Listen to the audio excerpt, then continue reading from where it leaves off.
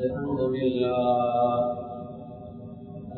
لله نحمده ونستعينه ونستغفره ونعوذ بالله من شرور أنفسنا ومن سيئات أعمالنا من يهده الله فلا مضل له ومن يضلله فلا هادي له أشهد أن لا إله إلا الله وحده لا شريك له وأشهد أن سيدنا ونبينا ومولانا محمد اللهم صل على محمد وعلى آل محمد كما صليت على إبراهيم وعلى آل إبراهيم وبارك على محمد وعلى آل محمد كما باركت على إبراهيم وعلى آل إبراهيم في العالمين إنك حميد مجيد صلى الله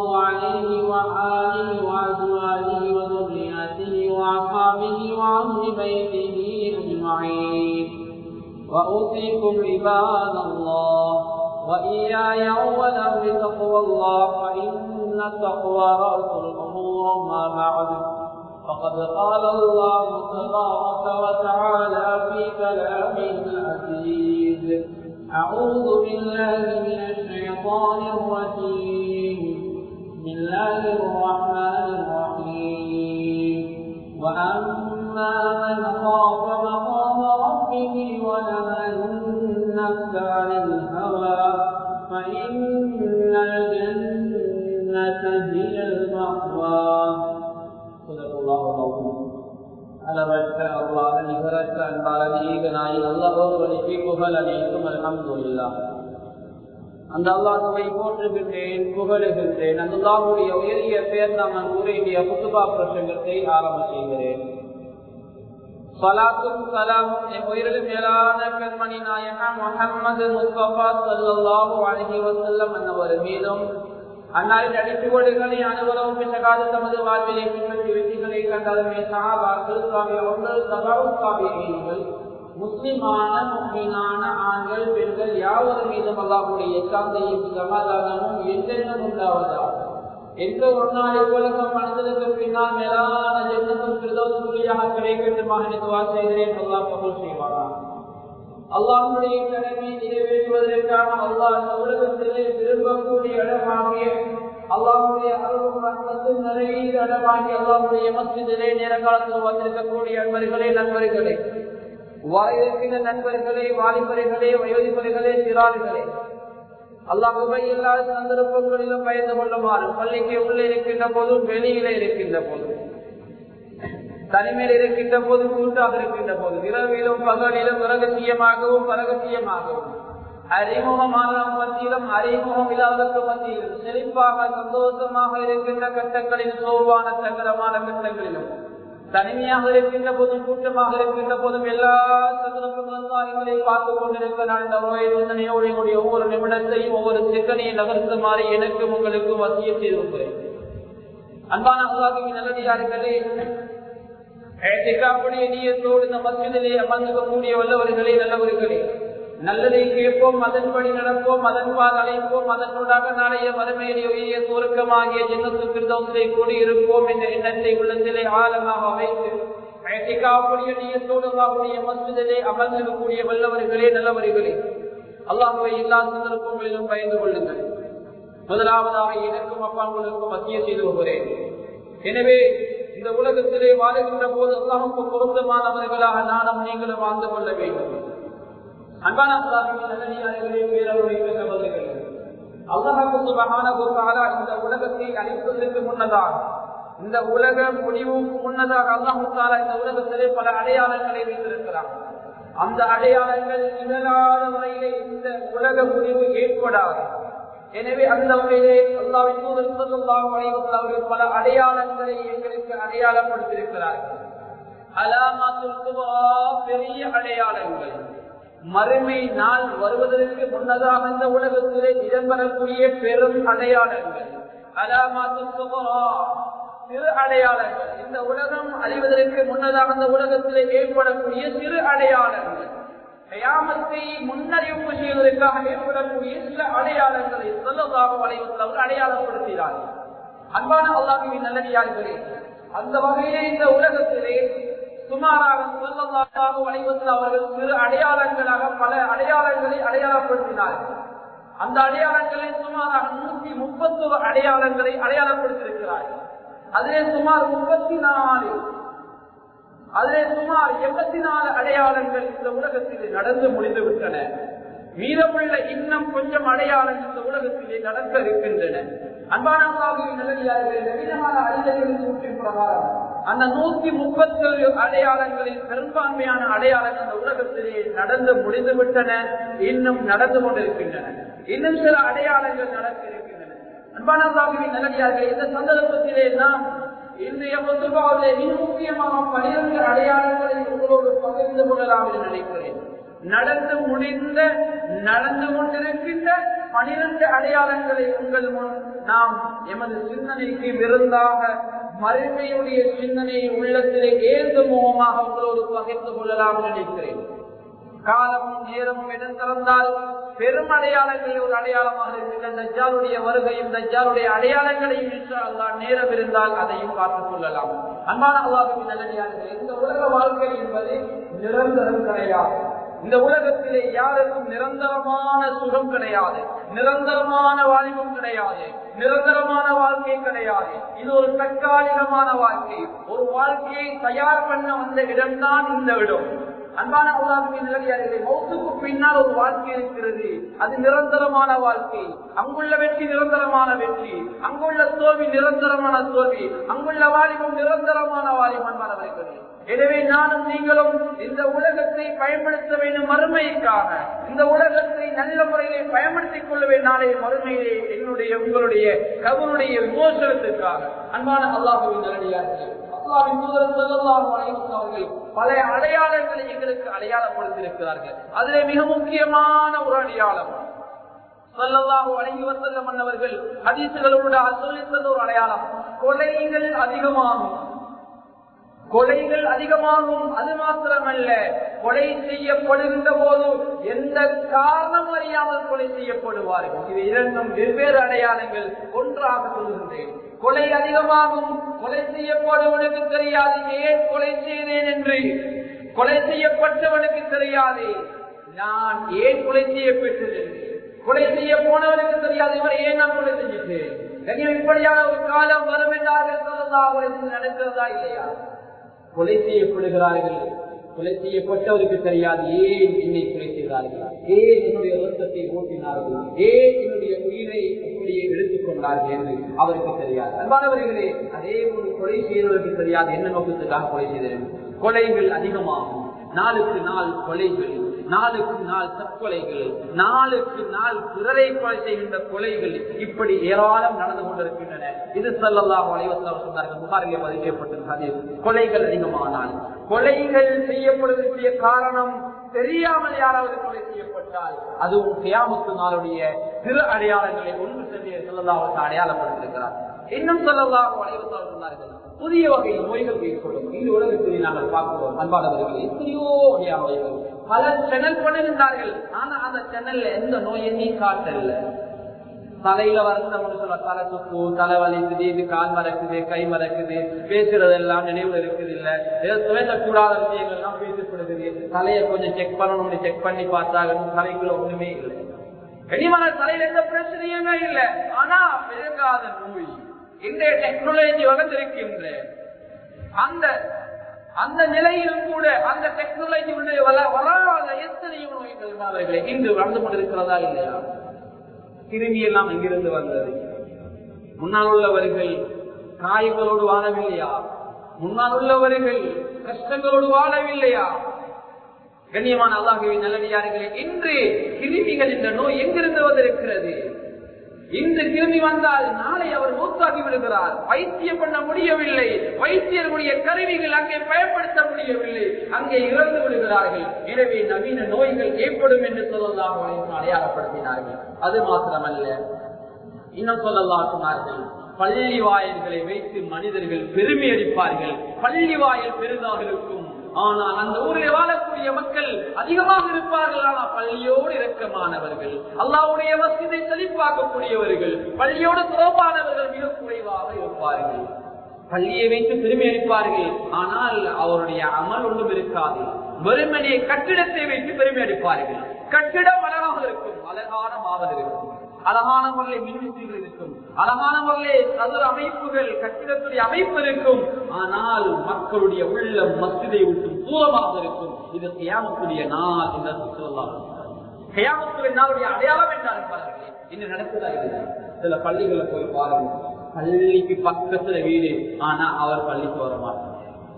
பள்ளியுடைய அதான் முதலாவது அவர காதுக்கு தான் கேட்கும், அதுக்கு பின்னால்தான் அடுத்தவர்களே கேட்கும். அன்பானவர்களை எதை சொல்ல வருகிறேன்னா, அவங்களே பள்ளி விட்டு தூரமாகிறாங்கன்னா அவங்க அலாம் தேவையில்லை. அவங்களுக்கு மஸ்ஜிதுடைய அதான் தான் அவங்களுக்கு அலாம். ஒவ்வொரு நாளும் அவர்கள் பள்ளிக்கு வராமல் இருப்பார்கள் என்றால், பள்ளியுடைய கட்டிடங்களை வெறுமனே வைத்து பெருமை அளிப்பவர்களாக இருந்தால் கண்ணியமானவர்கள் அதுவும் கியாமத்துடைய நாளுடைய அடையாளம் என்று சொல்வார்கள். இன்னும் ஸல்லல்லாஹு அலைஹி வஸல்லம் இன்னும் ஒரு முக்கியமான சில அடையாளங்களை அடையாளப்படுத்துகின்ற போது ஸல்லல்லாஹு அலைஹி வஸல்லம் அவர்கள் சொன்னார்கள், ஒரு தாய் மகளுடைய பராமரிப்பில் இருப்பார். அப்படி என்றால் ஒரு தாய் எஜமானியை பெற்றெடுப்பால். இந்த உலகத்துல பார்க்கிறோமா இல்லையா? பிள்ளைகள் பாப்பா அம்மாக்கு கீழே இருக்கணும், ஆனா அந்த பெற்றோர் பிள்ளைகளுக்கு கீழே இருக்க வேண்டிய நிலம் உலகத்தில் ஏற்பட்டிருக்குது. விரும்பியோ விரும்பாமலோ உலகத்தில் ஏற்றுக்கொள்ளக்கூடிய ஒரு உண்மைதான். கடை சந்தர்ப்பங்கள்ல தாய்க்கு ஒரு மாத நோய், 2 மாத நோய், தகப்பனுக்கு 3 மாத நோய், 1 வருடம் 2 வருட நோய், பிள்ளைகளால் பார்த்துக் கொள்ள முடியவில்லை. என்ன செய்வார்கள்? அவர்களை ஒதுக்கி விடுவார்கள். அண்மையிலே ஒரு ஜனாதா பிள்ளைகள் இல்லாமல் இல்லை கண்ணியமானவர்கள். அந்த தாய் 7 வருடமாக, ஆனா அந்த 7 வருடம் முதியோர் இல்லத்தில் அந்த தாய் இறுதி சந்தர்ப்பத்தில் அந்த குடும்பத்துல திருமணம் முடிச்சிருக்கின்ற ஒரு மருமகன் அந்த பிள்ளையுடைய அந்த தாயுடைய மகள் இடத்துல சொல்கிறாள், உங்களுடைய தாயை நாம பார்த்துக் கொள்வோம், முதியோர் இல்லத்திலிருந்து கொண்டு வாங்க. கொண்டு வந்து கொஞ்சம் காலம் வச்சுட்டு இருந்தா அந்த தாய் மௌத்தாகி விடுகிறான். கண்ணியமான மௌத்தானதுக்கு பின்னால் தாயுடைய ஜனாதா வடுக்க பார்த்தா 7 வருடம் தாய முகவரியே இல்லாம போட்டவங்க, தாயுடைய ஐடி கார்டு கிடையாது, தாயுடைய ஒப்பனைகள் கிடையாது. ஜனாதா அடைக்கின்ற விடயங்கள் சிறியதொரு பிரச்சனை ஏற்பட்டது. ஆனா முதியோருக்கான அடையாள அட்டையோடு ஏதோ ஒரு வகையில் அல்லாஹுடைய அருட்கடைகள் மூலமாக அல்லாஹ் ஏதோ ஒரு வகையில் அந்த ஜனாதாவை எடுக்கக்கூடிய பாக்கியங்களை தந்தார். எதை சொல்ல வருகிறேன்? இப்படி எத்தனையோ தாய்மார்கள் களிமா சொல்லாதவர்கள் கிடையாது. களிமா சொன்னவர்கள், இஸ்லாத்தை வழங்கியவர்கள், 5 நேரம் தொழக்கூடியவர்கள், ஈமான் இஸ்லாத்தை வழங்கியவர்கள் பெற்றோரை கொடுத்த அநாதை மடுவங்களே, பெற்றோரை கொடுத்த முதுமை மடுவங்களே, முதியோர் இல்லங்களிலே ஒப்படைக்கின்ற நிலைமை ஏற்பட்டிருக்கிறது. அல்ஹம்துலில்லாஹ் அல்ஹம்துலில்லாஹ் என்று நாங்கள் எத்தனையோ தடவை சொல்கின்றோம். கண்ணியமானவர்களை, தாய் தாப்பனை அல்லாஹ் எங்களுக்கு தந்திருக்கிறான். ஆனால் அல்லாஹ் அந்த தாய் தாப்புடைய பதுவாவோடு வாழக்கூடிய மக்களாக நாங்கள் ஆகியிருக்கிறோம். தாய் தாப்பனை தந்ததுக்காக, தாய் தாப்பன் மீது கஷ்டப்படுவதற்காக பலமுறை அல்ஹம்துலில்லாஹ் சொல்லுங்கள். தாயை தகப்பனையும் பார்ப்பது சிரமம் கிடையாது கண்ணியமான, அது ஒரு பாக்கியம். அல்ஹம்துலில்லாஹ் அல்ஹம்துலில்லாஹ் என்று பல வார்த்தைகளை சொல்லுங்கள். ஆனால் தாயையும் தகப்பனையும் முதியோர் இல்லத்திலே போட்டுவிட்டு அல்ஹம்துலில்லாஹ் சொல்லக்கூடிய மக்களாக யாரும் இருக்கிறார்கள். கண்ணியமானவர்களே, இப்படி ஒரு அடையாளத்தை ஸல்லல்லாஹு அலைஹி அடையாளப்படுத்தினார்கள். அதாவது பிள்ளைகளுடைய கட்டுப்பாடு, பிள்ளைகளுடைய அந்த நிர்வாகத்துக்கீழே தாய்மார்கள் பெற்றோர்கள் இருந்து விட்டால் அதுவும் கியாமத்துடைய அடையாளங்களை ஒன்று என்று ஸல்லல்லாஹு அலைஹி வஸல்லம். இன்னும் ஸல்லல்லாஹு அலைஹி வஸல்லம் அவர் சொன்னார்கள், பின்தங்கிய இடங்கள் எல்லாம், மக்கள் கஷ்டமாக வாழ்ந்த இடங்கள் எல்லாம் உயர்வானதாக இருக்கும். ஒரு கிராமத்துக்கு போனால் இந்த கிராமம் அங்கிருந்ததை போன்றதில்லையே என்று மக்கள் யோசிக்கின்ற அளவுக்கு அந்த கிராமம் மாறியிருக்கும். கிராமத்தில் உள்ளவர்கள் மாறியிருப்பார்கள், ஆனால் மனிதர்களுடைய அமல்கள் அங்கிருந்ததை போன்று இருக்காது. அமல்களிலே மனிதன் பலவீனமாக இருப்பார். புகாரில் வரக்கூடிய ஹதீஸ். நாடுதான் முன்னேறிருக்கிறது, கட்டிடம் தான் வளர்ந்திருக்கிறது, ஊருதான் முன்னேறியிருக்கிறது, ஆனால் மனிதன் முன்னேறவில்லை. இந்த உலகிலே ஆயுதங்கள் அதிகமாக ஏன் தயாரிக்கப்படுகிறது? மனிதனுக்கு தீங்கு செய்கின்ற மிருகங்களை கொல்லவா, அல்லது மனிதனுக்கு இடையூறை ஏற்படுத்தக்கூடிய அந்த விஷஜந்துக்களை கொல்லவா? இல்லை கண்ணியமானவர்களே, இன்று அந்த அறிவுள்ள ஒரு தொழில்நுட்பம் உள்ள நல்ல படித்த இந்த மனிதர்களை கொள்வதற்கான அதிகமான ஆயுதங்கள் தயாரிக்கப்படுகிறது கண்ணியமானவர்கள். பாதுகாக்க வேண்டும். இந்த உலகத்துல யுத்தம், இன்னைக்கு உலகத்துல யுத்தம், பல நாடுகள் போட்டி, தென்கொரியா, வடகொரியா, அமெரிக்கா, இஸ்ரேல், ஈரான், பல பகுதிகளில் பிரச்சனை. மாணவர்களே, அண்மையில கூட இந்தியா பாகிஸ்தான் பிரச்சனை, காஷ்மீர் பிரச்சனை, ஏராளமான பிரச்சனைகள். எதற்காக? மனிதர்களை கொண்டு விட்டு அங்கே இன்பம் காண முடியாது, சுகம் அனுபவிக்க முடியாது. கண்ணியமானவர்களே, எனவே எதை சொல்ல வருகிறால், கட்டிடங்கள் வளர்ந்திருக்கும், ஆனால் ஊரும் வளர்ந்திருக்கும், மனிதனுடைய மனித நேயம் வளர்ந்திருக்காது, அன்பு வளர்ந்திருக்காது, பரஸ்பரம் வளர்ந்திருக்காது. அமெரிக்கா போன்ற நாடுகளில், வல்லரசு நாடுகளுக்கு போனால், அமெரிக்கா மட்டுமல்ல வல்லரசு நாடுகளுக்கு போனால் மனிதன் கையை காட்டினால் யாரும் நிப்பாட்ட மாட்டார். வெளிநாடுக்கு போனவர்களுக்கு தெரியும். ஆனா பக்கத்தில் ஒரு நாய் இருந்தா நாயை வீட்டிலே முன் பக்கத்திலே வைத்து செல்வார்கள். சில மாற்று மத சகோதரருடைய வாகனங்களை எடுக்கின்ற போது என்ன செய்வார்கள்? அந்த வாகனத்தை கழுவுவார்கள் வெளிப்பக்கத்தில். அது மாத்திரமல்ல, உள்ளே இருக்கின்ற சீட்டுகளை கூட சிலர் மாற்றி விடுவார்கள். ஏன் தெரியுமா? அந்த நாய்களை எல்லாம் சீட்டுகளை உட்கார வைத்து கொண்டிருந்தார்கள். முந்தைய காலம் வல்லரசு நாடுகள் தான் அந்த ஆக்கிரமிப்பு இருந்தது. ஆனால் இன்று இலங்கையிலும் கூட அப்படி வந்துவிட்டது. அதையும் மீறி இன்று என்னுடைய சமுதாயம் கூட அவைகளை எல்லாம் தலைக்கு மேலே வைக்கின்ற ஒரு காலம் கூட வந்து விட்டது. எதை சொல்கிறேன் என்றால், மனித நேயம் வளரவில்லை, மனித நேயம் குழி தோண்டி புதைக்கப்படுகிறது. கண்ணியமானவர்களே, எனவே இப்படியான விடயங்கள் நடந்துவிட்டால் கட்டிடங்கள், நாடுகள், ஊர்கள் செழிப்பாகி மனிதனுடைய அந்த மனித நேயம் தாழ்ந்து போனால், மனித நேயம் இல்லாது போனால் அதுவும் மறுமையுடைய அடையாளம் என்பதாக ஸல்லல்லாஹு அலைஹி வஸல்லம் சொன்னார்கள். இன்னும் ஒரு அடையாளத்தை ஸல்லல்லாஹு அலைஹி வஸல்லம் சொன்னார்கள். 7வது அடையாளமாக, 6வது அடையாளமாக விபச்சாரம், மது அதிகரிக்கும். விபச்சாரம் பல கோணத்திலே ஏற்படும். அன்று ஒரு ஆணும் ஒரு பெண்ணும் சேர்ந்து கொண்டால் தான் விபச்சாரம் என்று நாங்கள் சொல்லுவோம்.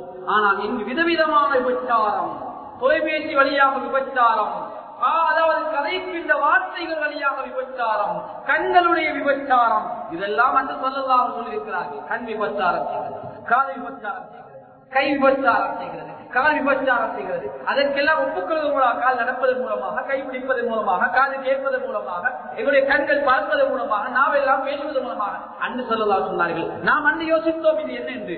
இந்த உலகத்திலே நடந்து கொண்டிருக்கிறது, உலகத்தில் எல்லாம் நடந்து கொண்டிருக்கிறது. மது சர்வ சாதாரணமானதல்ல. அன்று ஒரு வகை, 2 வகை, 3 வகை மதுதான் இருந்தது. இன்று எத்தனையோ வகை மதுகள், காலத்துக்கு காலம் புது வகையான மதுக்கள். அன்பானவர்களே, அன்று ஒரு வகையிலே ஒரு நீராகத்தான் அந்த மது இருந்தது. இன்று அது வித்தியாசமாக இருக்கிறது. அது ஒரு தூள் வடிவிலே, அது ஒரு காற்று வடிவிலே, ஒரு புகை வடிவிலே, அது ஒரு பதார்த்தம் என்று கூட விளங்காத அளவிலே இன்று மது அந்த மனிதனுடைய புத்தியை மங்கச்சிக்கின்ற மதுகள் இருக்கிறது. கனிமானவர்களே, அடுத்ததாக 7வது அடையாளமாக தகுதியற்றவர்களிடம் பொறுப்புகள் படைக்கப்படும். இந்த உலகத்திலே பார்க்கிறோம். கனிமானவர்களே, மசூதிய நிர்வாகத்திலே பொறுப்பை நான் சொல்லவில்லை. உலகத்திலே எல்லா பொறுப்புகளும், அதிகமான பொறுப்புகளை பாருங்கள், தகுதியற்றவர்கள்.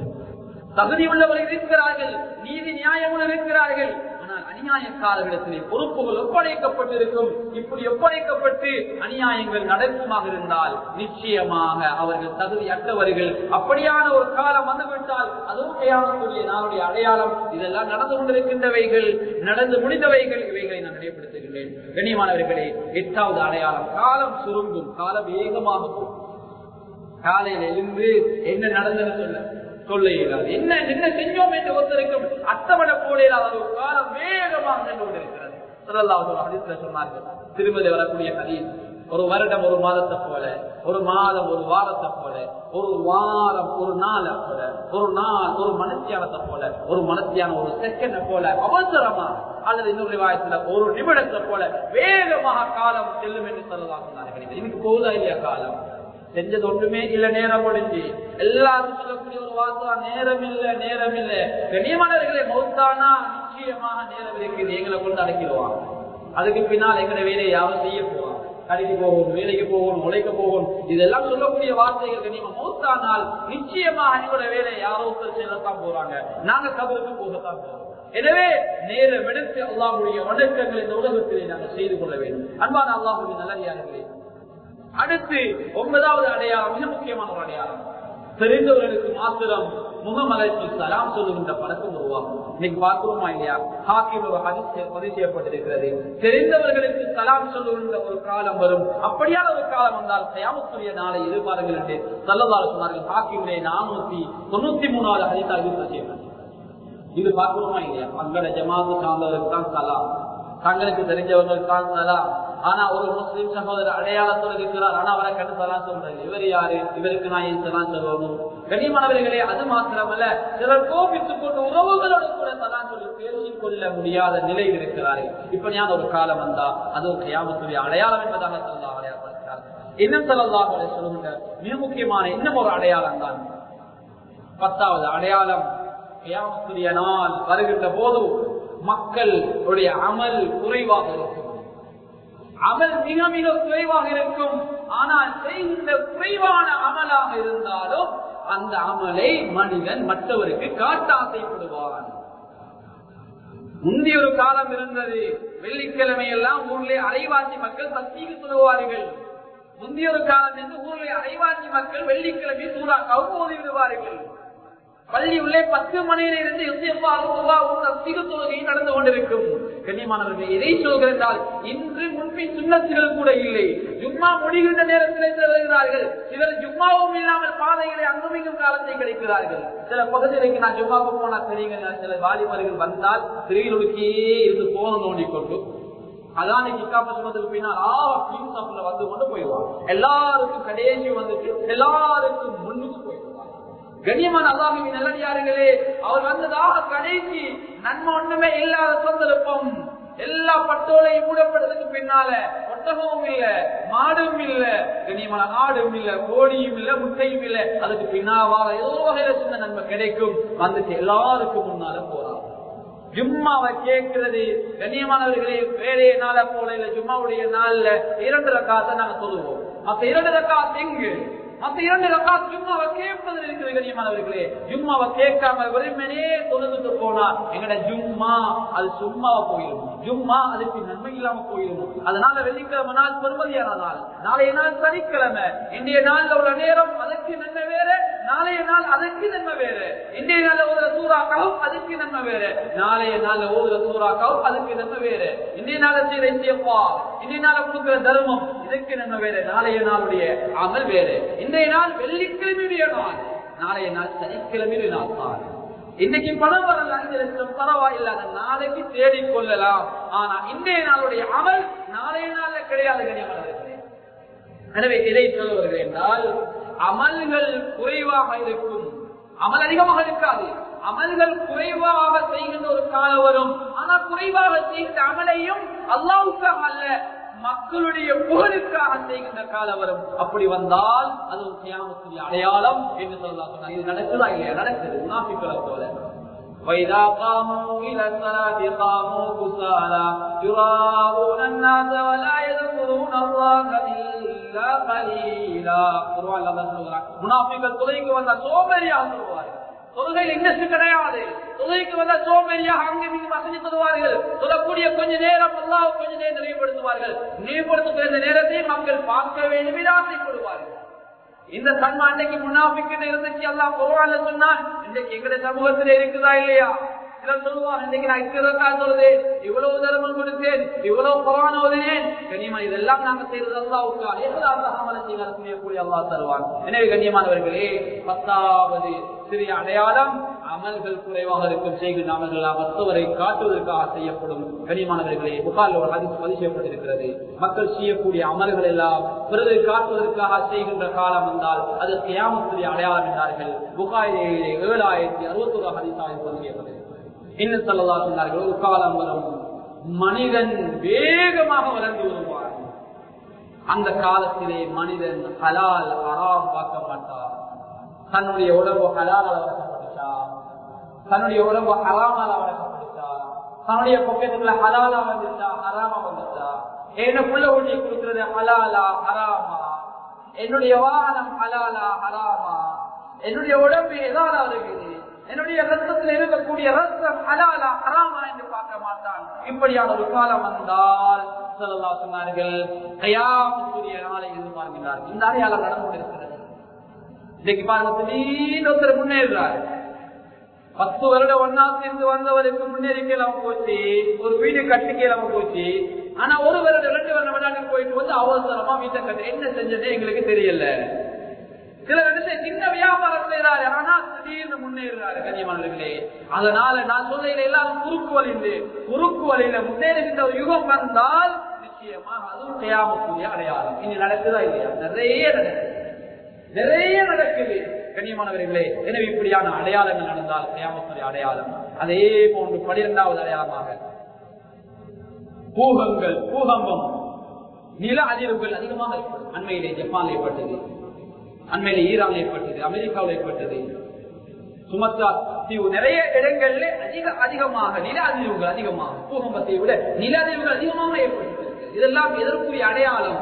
கியாமத்து நெருங்கிக் கொண்டிருக்கிறது, கியாமத் நடந்து கொண்டிருக்கிறது. கண்ணியமான அல்லாஹ்வின் நல்லடியார்களே, கியாமத்துக்குரிய அடையாளங்கள் நடந்து கொண்டிருக்கிறது என்பதற்குரிய அடையாளங்கள் தான் இவைகளெல்லாம். எனவே கண்ணியமானவர்களே, இதெல்லாம் சிறு அடையாளங்கள் 12 நான் நினைவுபடுத்தினேன். அதில் மிக முக்கியமானது சிறு அடையாளங்களை நான் நினைவுபடுத்தினேன். அதில் மிக முக்கியமான ஒரு விடயம் தான் பெரும் அடையாளம் 10 இருக்கிறது.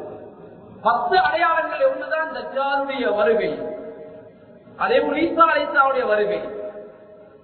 இது இரண்டும் அல்லது தஜ்ஜாலுடைய வருகை எப்போது இடம்பெறுகிறதோ அடுத்தடுத்த அடையாளங்கள் 9 அடையாளங்கள் அவசரமாக நடந்துவிடும். அதற்கு பின்னால் உலகம் அழிக்கப்படும். எனவே மிக முக்கியமாக பெரும் அடையாளங்களை உண்டாக இருக்கின்ற தஜ்ஜாலுடைய வருகை, அதை உங்களோடு நினைவுபடுத்தலாம் நினைக்கிறேன். நேரம் கொஞ்சம் இடம் தருவதால் அதை நினைவுபடுத்திவிட்டு குத்துபாவை நிறைவு செய்யலாம் நினைக்கிறேன். அன்பானவர்களே, நாம் அந்த தஜ்ஜாலுடைய காலத்திலே இருந்து விட்டால், தஜ்ஜால் வருகின்ற போது நாம் இந்த உலகத்தில் இருந்து விட்டால், தஜ்ஜாலை எப்படி நாம் அடையாளம் கண்டு கொள்வது? ஸல்லல்லாஹு அலைஹி வஸல்லம் அவரை அடையாளப்படுத்தியிருக்கிறார்கள். தஜ்ஜால் சூனிய வித்தை காட்டுவான்.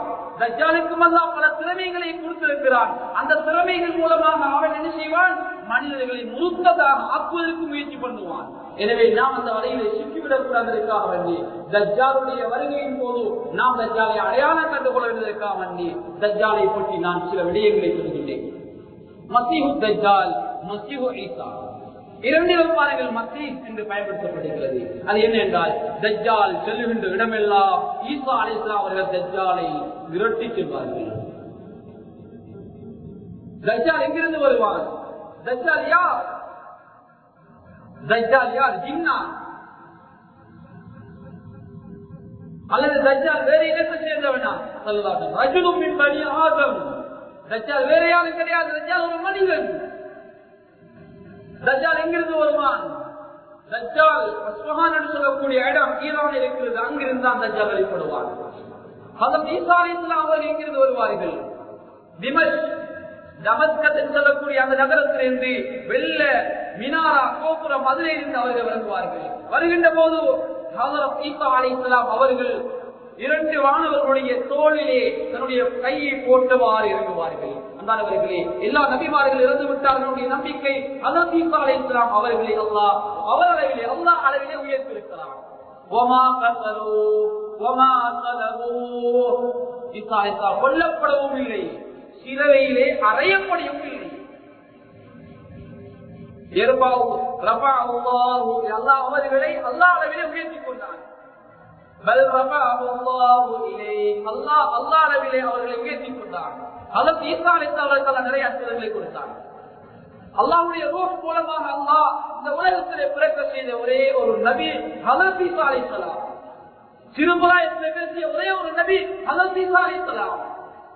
தொட்டில் மடியிலே பேசிய ஒரே ஒரு நபி ஹஜ்ரத் ஈசா அலைஹிஸ்ஸலாம்.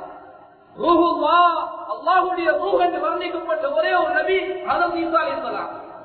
ஈசா அலைஹிஸ்ஸலாமுடைய வருகையை நானும் நீங்களும் எதிர்பார்த்துக் கொண்டிருக்கிறோம்.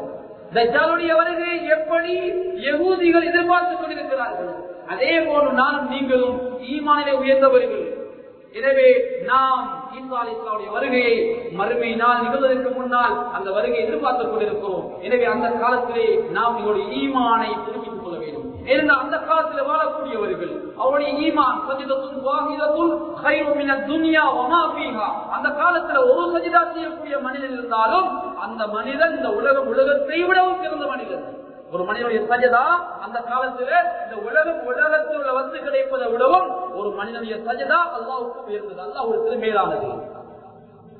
அந்த காலத்துல வாழக்கூடிய மனிதர்கள் தஜ்ஜாலுடைய வருகை வந்துவிட்டால், ஹஜ்ரத் ஈசா அலைஹிஸ்ஸலாம் வந்துவிட்டால், அந்த காலத்திலே வாழக்கூடிய மனிதர்கள் எல்லோரும் முஃமின்களாக இருப்பார்கள். நாங்கள் எல்லோரும் முஸ்லிம்கள், சந்தேகமே கிடையாது. முஸ்லீம்கள் எல்லோரும் மூமின்கள் கிடையாது, மூமின்கள் எல்லோரும் முஸ்லீம்கள். ஆனால் அந்த காலத்தில் வாழக்கூடியவர்கள் முஸ்லீம்களும் தான், மூமின்களும் தான். மூமின்கள் என்றால் அல்லாஹ்வுடைய உச்சகட்டம் ஈமான் நம்பிக்கை சார்ந்த எல்லா விடயங்களையும் முழுமையாக நம்பியவர்கள். முஸ்லீம்கள் என்றால் கலிமா சொல்லி இஸ்லாத்திலே நுழைந்தவர்கள்.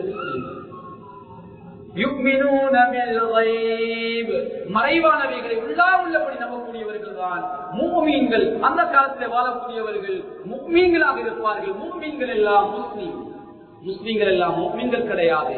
முஃமின்கள் என்பது முஸ்லீமுக்கு அடுத்த தரஜா உயர்வானவர்கள். எனவே கண்ணியமானவர்கள் அந்த காலத்தில் வாழக்கூடியவர்கள்.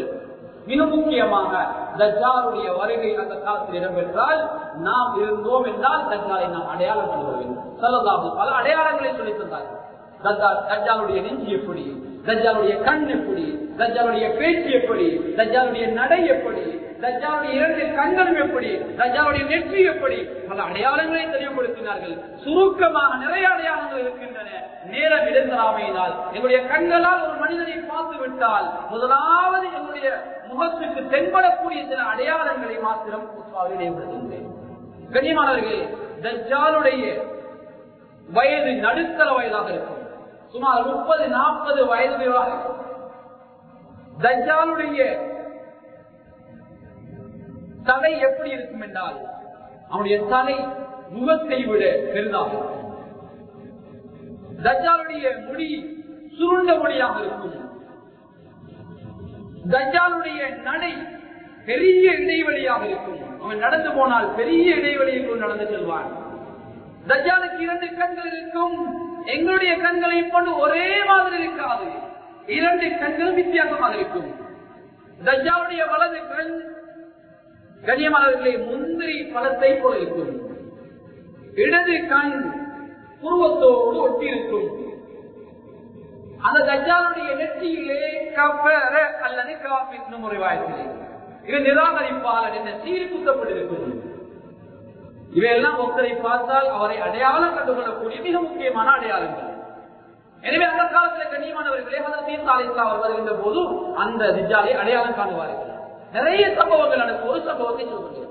தஜ்ஜால் செய்கின்ற சூனிய வித்தையிலே ஏராளமான சம்பவங்கள். ஒரே ஒரு சம்பவத்தை சொல்கிறேன். ஒரு மனிதர் தஜ்ஜாலத்தில் வருவான். தஜ்ஜால் சொல்வான், அன ரப்புல் ஆலமீன், நான் தான் உலகத்தாருடைய ரப்பு என்பார். அப்போது அந்த மனிதன் சொல்வான், அப்படி என்றால் உன்னை நான் ஏற்றுக்கொள்ள வேண்டும் என்று சொல்லுறியா? ஓ, என்னை ஏற்றுக்கொள்ள வேண்டும் என்று சொல்கிறான். நான் உன்னை ஏற்றுக்கொள்வேன். அப்படி என்றால் உனக்கு என்ன செய்ய வேண்டும்? அப்போது அவர் சொல்வார், மௌத்தா போனவர்கள் நீ ஹயாத்தாக்க வேண்டும். மௌத்தா போனவர்களுக்கு உயிர் கொடுக்க வேண்டும். அது முடியுமா? கண்ணியமானவர்கள் தஜ்ஜால் செய்து காட்டுவான். அப்போது அவர் சொல்வார், நான் அப்படி செய்தால் என்னை நீ ஏற்றுக்கொள்வாயா? ஆம், ஏற்றுக்கொள்வேன், நிச்சயமாக ஏற்றுக்கொள்வேன். அப்போது தஜ்ஜால் என்ன செய்கிறான் தெரியுமா? உன்னுடைய தாயும் தகப்பனும் கபராளிகள், உன்னுடைய தாயின் தகப்பனையும் கபரிலே இருந்து வெளிப்பாட்டி காட்டுகிறேன், நீ என்னை ஏற்றுக்கொள்வாயா? ஆம், ஏற்றுக்கொள்வேன் என்றார். உடனே தஜ்ஜால் என்ன செய்கிறான் தெரியுமா? கபரில் இருந்து அவருடைய தாயின் தகப்பனையும் வெளிப்பாட்டி காட்டுகிறான். உண்மையிலே அவருடைய தாயும் தகப்பனும் கிடையாது. சைத்தானுடைய ரூபத்திலே அவருடைய தாயின் தகப்பனையும் போன்று 2 பேரை எழுப்பாட்டுகிறான் தஜ்ஜால். அப்போது என்ன செய்கிறார்? எழுப்பாட்டினான். அந்த சைத்தானுடைய ரூபத்திலே சைத்தானை கொண்டு தோற்றமளித்து வந்திருக்கின்ற அவன் நினைக்கின்றான் என்னுடைய தாயும் தந்தையும் தான் கபரில் இருந்து தஜ்ஜால் எழுப்பாட்டி இருக்கிறான். அப்போது அவர்கள் சொல்வாங்க, யா புனைய, கபரில் இருந்து எழுப்பாட்டப்பட்ட 2 பேரும் அந்த மகனை பார்த்து சொல்வார்கள், யா புனைய, என்னுடைய அருமை மகனே, பின்பற்றுங்கள் இந்த தஜ்ஜாலை, தஜ்ஜால் தான் நம்முடைய ரப்பு, இவன் தான் ரப்பு என்று அந்த கபரில் இருந்து எழுந்தவர்கள் சொல்வார்கள். உடனே அந்த மகன் உண்டு மரியாதை தஜ்ஜாலை ஏற்றுக்கொள்வான், முறுக்கத்தாகுவான். கண்ணியமானவர்கள் எதை சொல்ல வருகிறேன் என்றால், நிறைய பேர் முறுக்கத்தாக்குவார். எதை சொல்ல வருகின்றால், எங்களுடைய ஈமான் மிகவும் பலவீனமாக இருந்தால் நாங்கள் தோற்று போய்விடுவோம். அதனால் அந்த சந்தர்ப்பத்தில் என்னுடைய ஈமானை பலப்படுத்திக் கொள்வதற்காக சில அடையாளங்களை உங்களுக்கு நான் வெளிப்படுத்தினேன். அந்த அடையாளங்களை மனதிலே வைத்து அந்த நேரத்திலே நீண்ட ஒரு காலம் எடுக்கும். அதற்கு ஈசா அலைஹிஸ்ஸலாம் அவர்கள் திருமணம் முடிப்பார்கள், குடும்பம் நடத்துவார்கள், ஹஜ் செய்வார்கள். இறுதியாக தஜ்ஜாலுக்கு ஈசா அலைஹிஸ்ஸலாம் அவர்களுக்கு யுத்தம் நடக்கும். அந்த சந்தர்ப்பத்திலே ஈசா அலைஹிஸ்ஸலாம் அவர்கள் தஜ்ஜாலை கொல்லுவார்கள். ஈசா அலைஹிஸ்ஸலாம் அவர்களை தஜ்ஜால் பார்த்தது உப்பு கரைவதை போன்று கரைவான். பலத்துதிக்கில் பாபு சொல்லக்கூடிய இடத்திலே சைத்தான் அந்த தஜ்ஜாலை ஈசா அலைஹிஸ்ஸலாம் கொள்ளுவார்கள். அன்பானவர்களே, எதை சொல்கிறால் இந்த உலகத்துக்கு நேர் வழி காட்ட வந்த எல்லா நபிமார்களும் ஹஜ்ரத் ஆதம் அலைஹிஸ்ஸலாம் தொட்டு இறுதி நபி முஹம்மது ஸல்லல்லாஹு அலைஹி வஸல்லம் வரைக்கும் ஹஜ்ரத் நூஹ் அலைஹிஸ்ஸலாம் இருக்கலாம், ஹஜ்ரத் ஈசா அலைஹிஸ்ஸலாம் வரைக்கும் எல்லா நபிமார்களும் தஜ்ஜாலை பற்றி எச்சரிக்கை செய்யாமல், அவருடைய சமூகத்துக்கு எச்சரிக்கை செய்யாமல் சென்றது கிடையாது. எல்லாரும் எச்சரிக்கை செய்திருக்கிறார்கள். அந்த அளவு கொடுமையானவர், அந்த அளவு கொடுமையானவர். நிச்சயமாக மறுமையினால் இருக்கின்ற போது பெரும் அடையாளங்கள் உண்டு அவருடைய வருகை.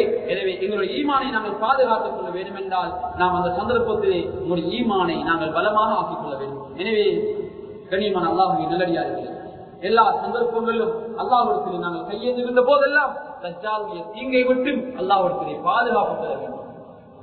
ஸல்லல்லாஹு அலைஹி வஸல்லம் அத்தஹியாத்திலே கடைசி அத்தஹியாத்திலே வருகிறது பாதுகாப்பு தருகின்ற துஆ. எனவே அந்த பாதுகாப்பு துஆவை நான் ஓதிக்கொள்ள வேண்டும். எனவே மிக முக்கியமான சில அடையாளங்களை உங்களுக்கு நான் தெளிவுபடுத்தினேன். நாளைய மறுமையை இலட்சியமாக கொண்டு வாழுங்கள். அல்லாஹ் தஆலா பரிசுத்த அல் குர்ஆனில் சொல்கிறான், வஅம்மா மன் காஃப மகாம ரப்பிஹி வனஹா அன்-நஃஸ அனில் ஹவா ஃபஇன்னல் ஜன்னத ஹியல் மஅவா.